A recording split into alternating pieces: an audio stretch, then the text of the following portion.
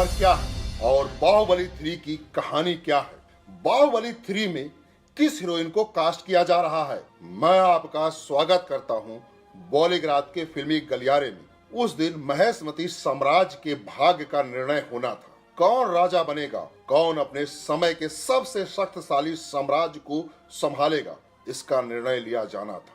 राजमहल के सामने भीड़ खड़ी थी। भीड़ के सामने थे अमरेंद्र बाहुबली। शपथ भी ले रहे थे, लेकिन राजा की नहीं, सेनापति की।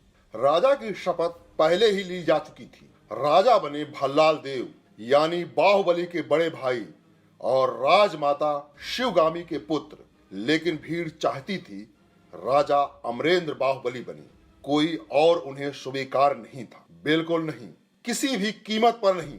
लेकिन अब राजा भल्लाल देव थे। कानूनी रूप से राजमाता शिवगामी के दिए हुए वचन के अनुसार भी राजमहल के आंगन में एक ऊंचे मंच पर शपथ ली जा रही है। लेकिन भीड़ अपना नायक बहुत पहले ही चुन चुकी थी। तभी एक योद्धा शपथ लेने मंच पर आता है, एक लाइन बोलता है, अमरेंद्र बाहुबली यानी कि मैं महेशमती की असंख्य प्रजा और उसके धन, मान और प्राण का रक्षक और महाराज भल्लाल देव की सर्व सेना का अध्यक्ष, निरंतर अपने कर्तव्यों का निर्वहन करते हुए मुझे अगर प्राण भी त्यागना पड़े तो संकोच नहीं करूंगा।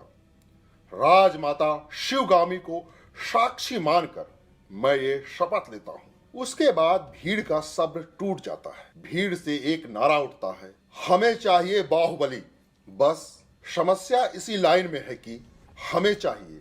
ये समस्या केवल बाहुबली के चाहने वालों की नहीं है, स्पाइडरमैन के चाहने वालों की भी है, आयरन मैन के चाहने वालों की भी है। ये समस्या चिरकालिक है। बस समय बदल जाता है, जगह बदल जाती है, वस्तु बदल जाती है, लेकिन इच्छा नहीं बदलती। हमेशा और अधिक चाहने की इच्छा। इतिहास की कोख में जब पहले आदम की पहली सांस ने जन्म लिया था, उससे पहले ही एक चीज जन्म ले चुकी थी। वो चीज थी इच्छा।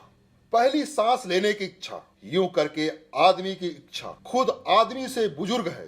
बस यही दर्शन शास्त्र इस फिल्म के चाहने वालों की इच्छा के पीछे काम करता है। बाहुबली 1 आने के बाद पूरा देश एक ही सवाल के पीछे पागल था, बाहुबली को कटप्पा ने क्यों मारा। इसीलिए बाहुबली 2 भी आ गई। इस सवाल का जवाब भी मिल गया कि कटप्पा ने बाहुबली को क्यों मारा। लेकिन अब तक लोगों को बाहुबली के प्रभास को देखने की आदत हो चुकी। अब उन्हें बाहुबली का तीसरा पार्ट भी चाहिए। अब तो फैंस की समस्या बहुत बड़ा विकराल रूप ले चुकी और सभी को अपने पसंदीदा हीरो को और अधिक देखने की इच्छा कभी नहीं खत्म होने वाली है। इसीलिए एस.एस. राजामौली चाहते हैं कि बाहुबली का तीसरा पार्ट बनाना चाहिए। बाहुबली 3 आएगी कि नहीं, ये सवाल उतना ही पुराना जितना कि बाहुबली 2 की रिलीज डेट है। मतलब जिस दिन फिल्म का दूसरा पार्ट रिलीज हुआ, उसी दिन से फिल्म के तीसरे पार्ट का इंतजार भी शुरू हो गया था। बस उन्हें इंतजार करने वालों के लिए एक खबर। पत्रकार राजीव मसंद के साथ एक इंटरव्यू में